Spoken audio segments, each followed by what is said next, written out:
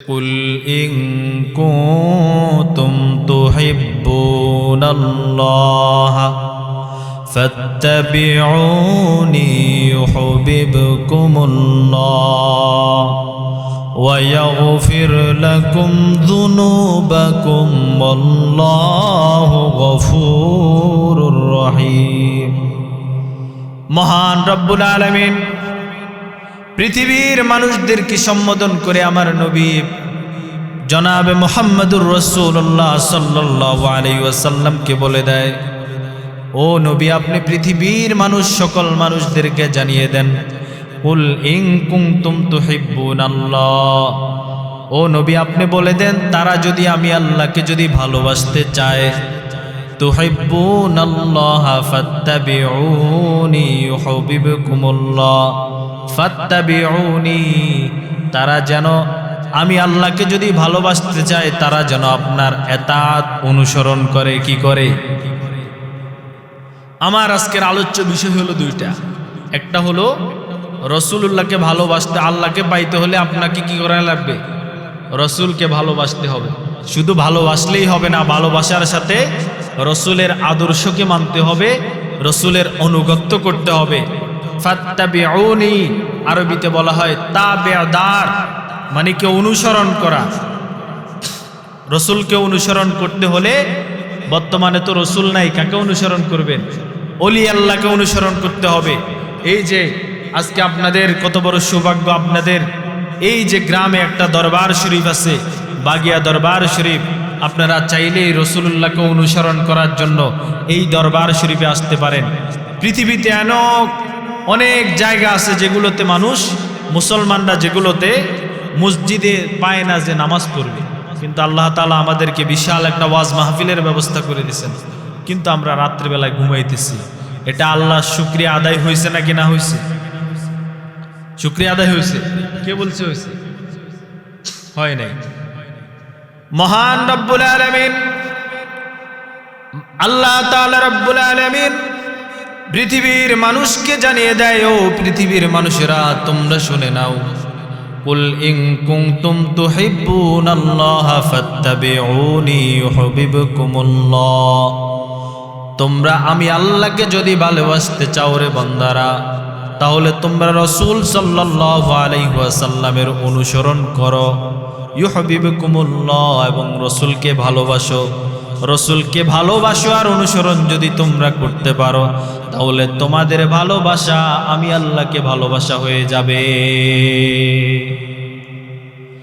রাসূলুল্লাহকে শুধু ভালোবাসলেই হবে না, রাসূলুল্লাহকে ভালোবাসলেই হবে না, ভালোবাসার সাথে সাথে অনুসরণ লাগবে কিনা? আওয়াজ নেই। লাগবে কিনা? রাসূলুল্লাহকে ভালোবাসে, এলাকার বড় হাজী সাহেব ভালোবাসে রসুলুল্লাহকে, কোনো হজ তার বাকি থাকে না। যতবার বাংলাদেশ থেকে মক্কাতুল মুকাররমায় তার বয়সে প্রতি বছরে হজ করতে যায়, কিন্তু মেয়ের বিয়ে যখন হয় ওই সময় মেয়ের বিয়ের মধ্যে গান বাদ্য অনুষ্ঠান করে হাজী সাহেব, ওই হাজী সাহেবের মক্কা মদিনায় যাওয়ার দরকার আছে নি নাই? কোনো দরকার নাই। আর গেলেও কিয়ামতের ময়দানে এগুলা দিয়ে কোনো কাজে আসবে না। কথা বলেন ঠিক কিনা? রাসূলুল্লাহ সাল্লাল্লাহু আলাইহি ওয়াসাল্লাম একজন মুনাফিক ছিল, যেই মুনাফিকের নাম আব্দুল্লাহ ইবনে উবাই ইবনে সুলুল। ওই মুনাফিক রাসূলুল্লাহ সাল্লাল্লাহু আলাইহি ওয়াসাল্লামকে অনুকরণ করত, কিন্তু দিনের বেলায় রসুলের বয়ান শুনে ওই মুনাফিক অনুকরণ করত, কিন্তু রাত্রিবেলায় যখন কাফের যখন কোনো এক জায়গায় যখন পরামর্শ করত, ওই কাফেরের দরবারে গিয়ে বলতো আমি তোমাদের দলের লোক। রসুলুল্লাহ একবার বনু হাশেমের সাথে যুদ্ধ ঠিক করেছে। যুদ্ধের পরামর্শ করার সময় তার সামনে ছিল আব্দুল্লাহ ইবনে উবাই। আব্দুল্লাহ ইবনে উবাই ইবনে সুলুল মক্কার মধ্যে মুনাফিকদের লিডার ছিল। ওই আব্দুল্লাহ ইবনে উবাই রাসূলুল্লাহর যুদ্ধের খবরের কথা শুনে রাসূল সাল্লাল্লাহু আলাইহি ওয়াসাল্লামের যুদ্ধের খবরের কথা শুনে ওই আব্দুল্লাহ ইবনে উবাই রাত্রে বেলায় যখন বনু হাশিমের কাফেরদের গিয়ে সবাইকে বলে দেয়, এই বনু হাশিমের মানুষেরা, মুহাম্মাদুর রাসূলুল্লাহ তোমাদের সাথে যুদ্ধ করতে যায়, তোমরা প্রস্তুত হয়ে যাও। শুধু তাই নয়, যেই কোনো জায়গায় রাসূল যখন যুদ্ধ করতে যেত, আব্দুল্লাহ ইবনে উবাই ইবনে সুলুল সকল পরামর্শ রাসূল থেকে নিয়ে ওই যে কাফেরদের কাছে গিয়ে সেই সব কথাগুলো বলে দিত। যেমনি ভাবে আপনাদের এলাকায় ধরেন এলাকার মধ্যে কয়েকজন মানুষ থাকে, এই মানুষদের কাজ থাকে হলো আপনারে পাম পুষুম দিয়া আপনার যেই শত্রু আছে ওই শত্রু থেকে বদনাম বাইর করবে। বদনাম বাইর করার সময় বলবে তোবা তোবা, আমি কাউরেই বলবো না। যখন বদনাম গুলো আপনি তার কাছে দিলান্তর থেকে দিল থেকে সবগুলো বলে দিবেন, বলে দেওয়ার পরে ওই লোকটা গিয়ে আপনার শত্রুর কাছে গিয়ে দিয়ে বলবে, এই দেখ তো তোকে এটা বলছে, তোকে ওই লোকটা এটা বলতে পারে। তখন আপনার শত্রু আপনার পিছনে লেগে যাবে কি যাবে না? যাবে কি যাবে না? আব্দুল্লাহ ইবনে উবাই ছিল, উবাই ইবনে সুলুল ছিল এমন একজন মুনাফিক যে রসুলের কাছে আসতো, আয়েশা বলতো, ইয়া রাসূলুল্লাহ আমি আপনার দলের লোক। যখন কাফেরদের কাছে যেত বলতে, আমি মুহাম্মাদের সামনে তো গিয়ে মুহাম্মাদুর রাসূলুল্লাহ সাল্লাল্লাহু আলাইহি ওয়াসাল্লামের সামনে গিয়ে তো আমি নাটক করতেছি। এই রিবাব আছে, রিবাব দেন। মুহাম্মাদুর রাসূলুল্লাহ সাল্লাল্লাহু আলাইহি ওয়াসাল্লামের সাথে আমি নাটক করতেছি। এই ব্যাপারে আমার আল্লাহ রাব্বুল আলামিন সূরাতুল মুনাফিকুন, মুনাফিকদের জন্য সূরাতুল মুনাফিকুন আয়াতের মধ্যে নাজিল করেন। প্রথম আয়াত আল্লাহ রাব্বুল আলামিন বলেন, আউযু বিল্লাহি মিনাশ শাইতানির রাজীম, বিসমিল্লাহির রহমানির রহিম। إذا جاءك المنافقون قالوا نشهد إنك لرسول الله। আল্লাহ রাব্বুল আলামিন কোরআনের আয়াতের মধ্যে বলেন, ইযা জাআকাল মুনাফিকুন, যখন মুনাফিক আপনার সামনে আসে, ক্বালু নাশহাদু ইন্নাকা লারাসূলুল্লাহ, তারা আপনার সামনে সাক্ষ্য দেয় যে মুহাম্মাদুর রাসূলুল্লাহ আমি আপনার রসুল, আপনাকে রসুল হিসাবে আমি মানি এবং আল্লাহকেও আমি মানি। কিন্তু মুনাফিক যখন আপনার রাসূলুল্লাহর দরবার থেকে যখন মুনাফিকরা চলে যায়, তখন রাসূলুল্লাহ সাল্লাল্লাহু আলাইহি ওয়াসাল্লাম কি এই যে সমস্ত পরামর্শগুলো রাসূল সাল্লাল্লাহু আলাইহি ওয়াসাল্লাম করে, ওই সমস্ত পরামর্শগুলো গিয়ে মুনাফিকরা ওই যে কাফেরদের কাছে বলে দেয় মুহাম্মাদুর রাসূলুল্লাহ এভাবে প্ল্যান করেছে। তারা তো মুহাম্মাদুর রাসূলুল্লাহ বলতো না, মুহাম্মদ বলতো। ওই আব্দুল্লাহ ইবনে উবাই ইবনে সুলুল যেদিন পৃথিবী থেকে চলে যাবে, পৃথিবী থেকে চলে যাওয়ার পর তার ছেলে ছিল একজন বড় সাহাবী আব্দুল্লাহ ইবনে উবাই ইবনে সুলুল। তার ছেলে যখন সে পৃথিবী থেকে চলে যায়, তার ছেলে আসে রসুলের দরবারে। রসুলের দরবারে আসার পরে বলল, ইয়া রাসূলুল্লাহ, ইয়া হাবিবাল্লাহ, আমার বাবা দুনিয়া থেকে চলে গেছে গো নবীজি, আমার বাবাকে আমি চাই, আপনি রসুলের একটা জুব্বা দিয়ে আমি দাফন করতে চাই ও গো নবীজি, আপনি মানা করবেন না আমাকে। রসুল ওই সাহাবীর দিকে তাকাইয়া, রসুল জানতো যে আব্দুল্লাহ ইবনে উবাই ইবনে সুলুল ছিল মক্কার মধ্যে মুনাফিকদের লিডার। রসুল তারপরে দিয়ে দিয়েছেন, কারণ আমার রসুল শুধু মুসলমানদের রসুল ছিলেন না, তামাম পৃথিবীর জন্য রহমত স্বরূপ ছিলেন। আল্লাহ বলেন কোরআনের মধ্যে বলেন, ওয়ামা আরসালনাকা ইল্লা রাহমাতাল লিল আলামিন। আল্লাহ রাব্বুল আলামিন বলেন, ওয়ামা আরসালনাকা, আমি রসুলকে পাঠাইয়াছি, ওয়ামা আরসালনাকা ইল্লা রাহমাতাল লিল আলামিন, তিনি হলেন সমগ্র পৃথিবীর জন্য রহমত। কিসের জন্য রহমত? রসুল ইহুদিদের জন্য রহমত, সমগ্র জাতির জন্য রহমত। কিন্তু ভুল হলো এটা, তারা রসুল যে রহমত তারা এটা মানতে পারে নাই, বুঝতে পারে নাই। কথা বলেন ঠিক কিনা? জানি আসেন গরম। রাসূলুল্লাহ সাল্লাল্লাহু আলাইহি ওয়াসাল্লাম ওই সাহাবীর দিকে তাকিয়ে আব্দুল্লাহ ইবনে উবাই ইবনে সুলুলের জন্য নিজের প্রিয় জুব্বাটা দিয়ে দেয়। জুব্বা দেওয়ার পরে সাহাবী বলল, ইয়া রাসূলুল্লাহ, শুধু জুব্বা দিলে হবে না, আপনি আমার বাবার জানাজাটা পড়ানোর দায়িত্ব আপনাকে দিয়ে যায়। রাসূল সাহাবীর দিকে তাকিয়ে বললেন, হ্যাঁ, আমি তাতেও রাজি। আব্দুল্লাহ ইবনে উবাই ইবনে সুলুলের জানাজায় রাসূল চলে যায়। যাওয়ার পরে আমার প্যারা নবীজি হাবিব মুহাম্মদুর রাসূলুল্লাহ যখন জানাজা পড়াইতে যাবেন, ওই সময় রসুলের প্রিয় সাহাবী হযরত ওমর রাদিয়াল্লাহু তাআলা আনহু সামনে চলে আসে। হযরত ওমর বললেন, ইয়া রাসূলুল্লাহ, ইয়া হাবিবাল্লাহ, আপনি কার জানাজা পড়াইতে যান? আপনি কি জানেন না উহুদের যুদ্ধে যখন আমরা বাইতুল মালের জন্য 70 কেজি স্বর্ণ পাই, এই আব্দুল্লাহ ইবনে উবাই ইবনে সুলুল স্বর্ণগুলো নিয়ে চলে যায়। বনু হাশিমের সাথে আমরা যখন যুদ্ধ ঠিক করি, আব্দুল্লাহ ইবনে উবাই ইবনে সুলুল তাদেরকে গিয়ে আমাদের প্ল্যান সমূহ বলে দেয়। উহুদ যুদ্ধের মধ্যে, বিভিন্ন যুদ্ধের মধ্যে আমাদের সাথে থাকবে, গিয়ে মসজিদে নববী থেকে বলে সে আমাদের সাথে থাকবে। কিন্তু জিহাদের ময়দানে যখন আমরা যাই, আব্দুল্লাহ ইবনে উবাই ইবনে সুলুলকে আমাদের পরপক্ষের সাথে দেখতে পাই, কাফেরদের সাথে দেখতে পাই। ইয়া রাসূলুল্লাহ, ইয়া হাবিবাল্লাহ, আপনি ভুল করবেন না, কখনোই না আব্দুল্লাহ ইবনে উবাই ইবনে সুলুলের জানাজায় আপনি যাবেন না।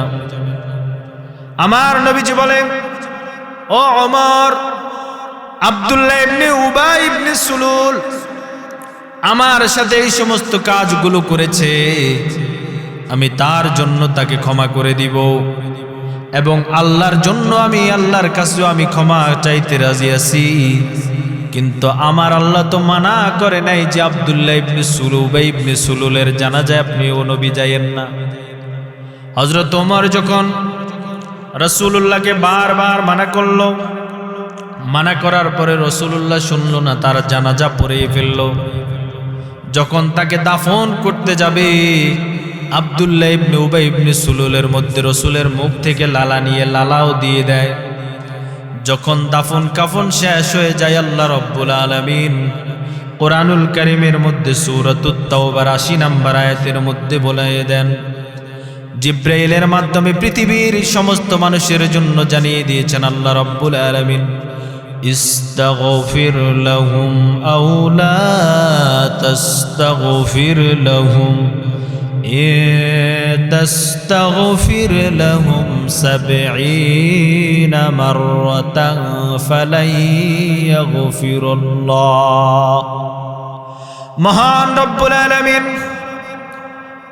আমার নবীজিকে জানিয়ে দেয়, ও রাসূলুল্লাহ শুনে নেন, ইস্তাগফির লাহুম মাওলা তাস্তাগফির লাহুম, আপনি যদি তাদের জন্য যদি তওবা করেন অথবা তওবা না করেন, ইস্তাগফির লাহুম, আপনি যদি তাদের জন্য তওবা করেন, আও লা তাস্তাগফির লাহুম, যদি আপনি তওবা না করেন, তাস্তাগফির লাহুম ৭০ মাররাতান, আপনি যদি তাদের জন্য যদি ৭০ বারও তওবা করেন,